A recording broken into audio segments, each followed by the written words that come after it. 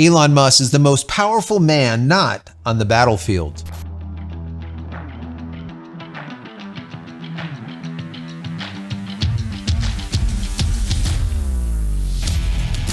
Hey everybody, welcome back to the channel. Thank you so much once again joining me for tea time. Today we have a little bit of misty morning, and that is it. Clean, so clean. I hope you're joining me with your cup of tea, maybe a cup of coffee, hanging out, talking tech, talking photo, talking video. Today is a tech day.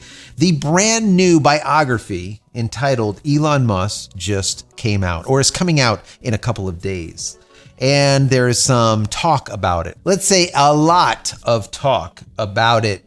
And I was reading a bunch of articles over on the Washington Post, on CNN, on Forbes, on Business Insider, CBS, NBC, Fox, ABC, countless other rags. And this biography is by who?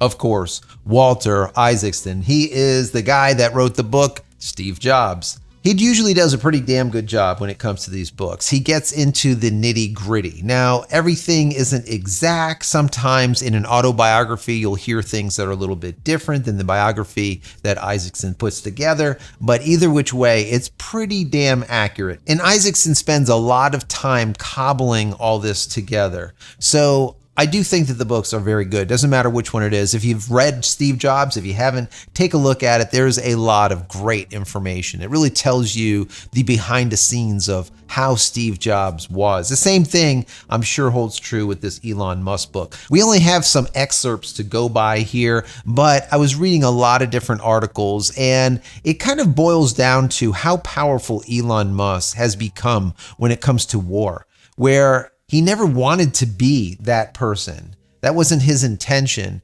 And I want to read one of the articles. I found the CNN article was pretty damn good. Of course, they do lean. They do have a bias. We have to understand that. As you know about this channel, I am 100% unbiased. I read everything and then I give you my commentary on it after. CNN did a pretty good job of it, but once again, you have to understand the source.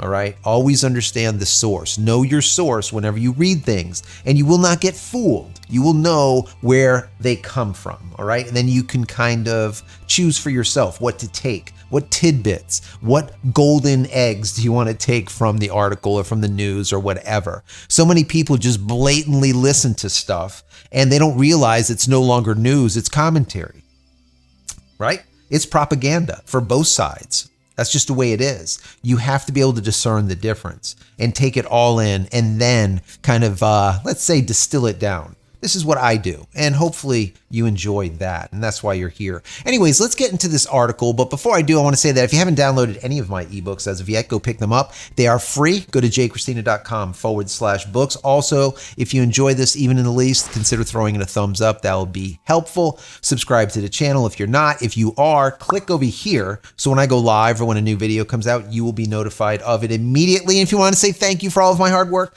there's a little thank you button right down here. Click on that, give $1 or $2 if you like. If not, that's fine too. Consider becoming a member of the channel. That would be even better. And if you need a VPN, check out Pure VPN. They gave us a discount, 15% off. They're already like 60, 70% off. Check them out over at JCristina.com/VPN. Once again, JCristina.com/VPN.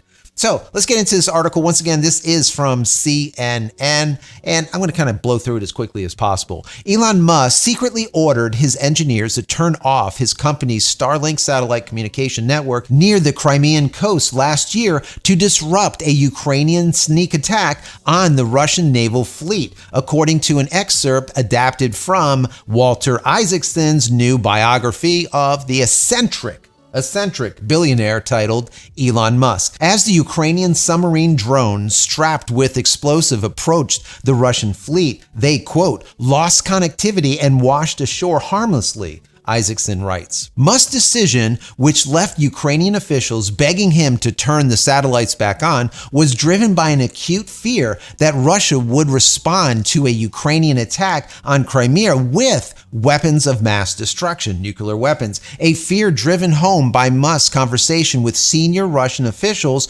according to Isaacson, whose new book is set to be released by Simon & Schuster on September 12th, so just a couple of days away. Musk's concern over the, quote, mini Pearl Harbor, as he put it, did not come to pass in Crimea. But the episode reveals the unique position Musk found himself in as the war in Ukraine unfolded. Whether intended or not, he had become a power broker U.S. officials couldn't ignore. The new book from Isaacson, the author of the acclaimed biographies Steve Jobs as well as Albert Einstein, provides a fresh insight into Musk and how his existential dread of sparking a wider war drove him to spurn Ukrainian requests for Starlink systems that they can use to attack Russians. After Russia disrupted Ukrainians' communication system just before its full-scale invasion in February 2022, Musk agreed to provide Ukraine with millions of dollars of SpaceX-made Starlink satellite terminals, which became crucial to Ukrainians' military operations. That was not Musk's intent.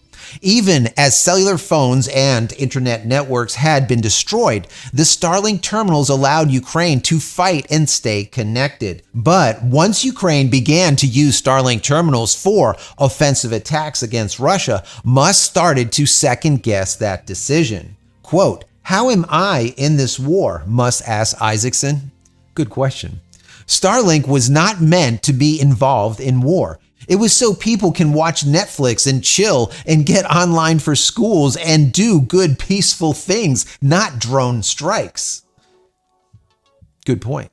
Musk was soon on the phone with President Joe Biden's national security advisor, the chairman of the Joint Chiefs, as well as the Russian ambassador to the U.S. to address anxieties from Washington, D.C. to Moscow, writes Isaacson. Meanwhile, the Prime Minister of the Ukraine was pleading with Musk to restore connectivity for the submarine drones by telling Musk about their capabilities in a text message, according to Isaacson. Quote, "I just wanted you, the person who is changing the world through technology, to know this." Musk, the CEO of electronic car maker Tesla and the private space exploration firm SpaceX, replied that he was impressed with the design of the submarine drones, but that he would not turn satellite coverage back on in Crimea because Ukraine, quote, "is now going too far and inviting strategic defeat." The uncharted territory that the Ukrainian and U.S. officials were in relied on the charity of the unpredictable millionaire for battlefield communication. Unpredictable billionaire. Once again, the slant. Also led to the standoff of over who would pay for the Starlink terminals last fall. SpaceX had spent tens of millions of dollars of its own money sending the satellite equipment to the Ukraine, according to Musk, and the company told the Pentagon that they wouldn't continue to foot the bill for the satellite gear, as CNN reported back in last October. After CNN's report, Musk reversed course, tweeting, quote, "The hell with it. We'll just keep funding Ukraine government for free." Gwen Shotwell, Musk's president at SpaceX, was livid at Musk's reversal, according to Isaacson. Quote, "The Pentagon had a $145 million check ready to hand me." Literally. Then Elon succumbed to the bullshit on Twitter and to the haters at the Pentagon who leaked the story. Very interesting. But SpaceX was eventually able to work out a deal with the US and European governments to pay for another 100,000 new satellite dishes to Ukraine at the beginning of 2023, according to Isaacson. Starlink's importance in the war has not waned. Last week, the U.S. and its Five Eyes allies accused Russia hackers of targeting Ukrainian commanders' battlefield communications. The Russians' malicious code was designed to intercept data sent to Starlink satellites, according to the Ukrainians. So, as we can see here through the book that is being written by, or written already by, Isaacson, Elon Musk doesn't really come across to me as someone that is trying to, let's say, exert some type of force on what is going on in this war. He doesn't really want to have anything to do with it. Just like the quote that I read to you earlier, it says, "How am I in this war?" Starlink was not meant to be involved in a war. It was so people can watch Netflix and chill out and get online for school and do peaceful things, not drone strikes. This is one of the reasons why he shut down the Crimean, let's say, drones that were going to attack the Russian ships just by turning off Starlink in the region. The reason being is he doesn't want to be part of an offensive attack. Remember, the Starlink system was always to be used humanitarily. It was a means for them to have, or them being the people that are being attacked, the Ukrainian people, to have a means of communication. Once again, an emergency type of service, a humanitarian aid. That was the whole purpose behind it. Not to do defensive or offensive strikes in a war. That was not the case. And Elon Musk proves this by every time there is some type of disaster that happens in the world and it's in the outskirts somewhere and there's not connectivity. A perfect example is in Hawaii or just anywhere. Wherever there is some type of disaster, he will literally send in hundreds or even thousands of Starlink satellite dishes so that the authorities, let's say, or the emergency services will have some type of communication. Communication is everything when it comes to war or disaster or anything that is emergency type of based. So he has a long track record of doing this. So by thinking of him as being the most powerful man on the planet, when it comes to a man that's not in a war, he kind of is, because he does have the power to turn these satellites on and turn them off, and also geolock them into certain areas. So my satellite might work here at my house, and then next door it might not, just by Starlink pinpointing the exact location of that dish. So this is very important to understand. And I think that this book is going to be, like the Steve Jobs book, really enlightening on who this guy is.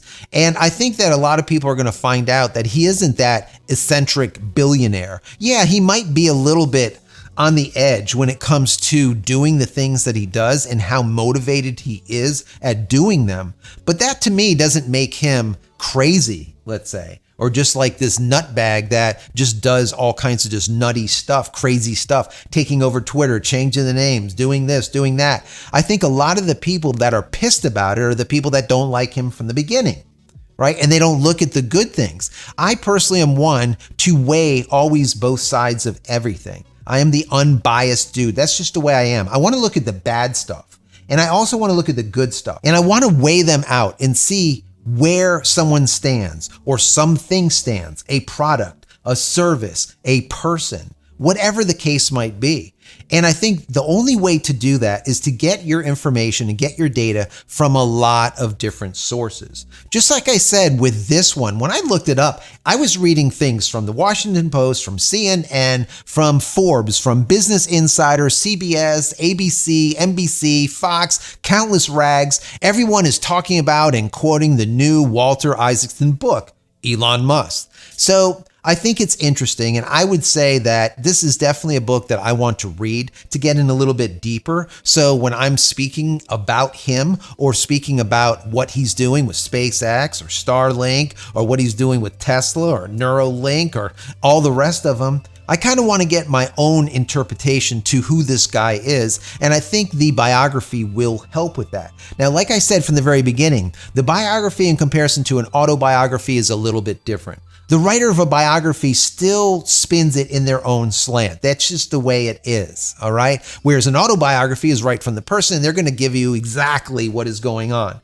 So an autobiography is definitely a little bit more powerful to getting to know the person, but a biography done well, just like I think Isaacson did with Steve Jobs, I think that it's going to be a really good book. So I encourage you to go and check out that book, Elon Musk by Walter Isaacson. I think it's going to be available in hard copy. I think it's audiobook as well as ebook. Anyways, I'll put a link down below so you can go and check that out.